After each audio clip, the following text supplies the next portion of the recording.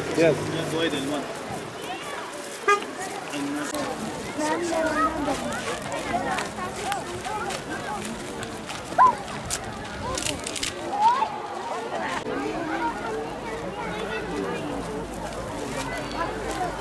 Arkadaşlar Ramazan ayımız geldi.